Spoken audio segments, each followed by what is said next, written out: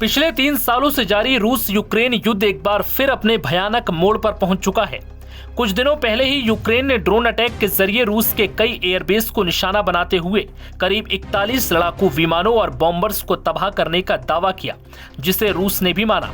हालांकि 41 विमानों के तबाह होने के दावे पर रूस ने कुछ नहीं कहा, लेकिन एयरबेस पर यूक्रेनी ड्रोन अटैक की बात जरूर स्वीकार की। वहीं अब रूस ने यूक्रेन के ड्रोन अटैक का ऐसा बदला लिया कि यूक्रेन में मानो हर तरफ तबाही का मंजर हो।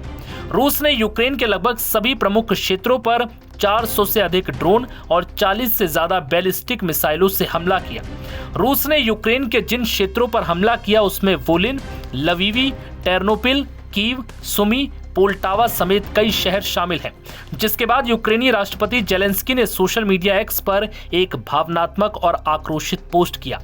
उन्होंने कहा, यूक्रेनी वायुसेना ने कई मिसाइलों और ड्रोन को गिराने में सफलता पाई, लेकिन 3 आपातकालीन सेवा कर्मचारियों की मौत और 49 लोगों के घायल होने की पुष्टि हो चुकी है। मलबे की सफाई और बचाव अभियान जारी है। बता दें कि रूस ने 5 दिन बाद बदला लिया और बदला ऐसा कि यूक्रेन एक बार फिर पस्त हो गया। रूस ने यूक्रेन पर ड्रोन की बारिश कर दी और बैलिस्टिक मिसाइलों से जमकर कहर बरपाया। यूक्रेनी राष्ट्रपति जेलेंस्की ने आगे कहा कि रूस अपनी नीति नहीं बदल रहा, वो आम लोगों को निशाना बना रहा है। ये युद्ध केवल यूक्रेन का नहीं है, मानवता का युद्ध है। उन्होंने कहा कि रूस को अंतर्राष्ट्रीय जवाबदेही के तहत लाना चाहिए। अमेरिका, यूरोप और पूरी दुनिया को अब निर्णायक दबाव बनाना होगा। अगर वैश्विक नेता चुप रहे तो ये भी एक तरह की मिलीभगत है। अब निर्णायक कार्यवाही का समय है। केवल समर्थन से युद्ध नहीं रुकेगा। यूक्रेन ने शुरू से ही ये स्पष्ट किया है कि वो अकेले लड़ते लड़ते अब थक चुके हैं।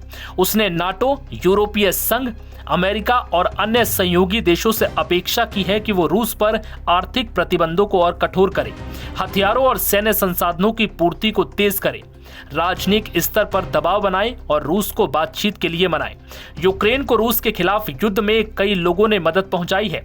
इस दौरान अमेरिका की तरफ से लगातार मौकों पर सुरक्षा सहायता का पैकेज भी दिया गया। यूरोप ने एडवांस एयर डिफेंस सिस्टम मुहैया कराया। नाटो की सीमाओं पर निगरानी बढ़ा दी गई। हालांकि इसके बावजूद जेलेंस्की को लगता है उन्हें मिलने वाले सहयोग रूस के खिलाफ जारी युद्ध में पर्याप्त नहीं है। बता दें कि 2022 से अब तक रूस यूक्रेन के हजारों नागरिक मारे गए, लाखों लोग विस्थापित हुए। इससे यूक्रेन की अर्थव्यवस्था और बुनियादी ढांचा बुरी तरह प्रभावित हुआ है। नव भारत टाइम्स की रिपोर्ट।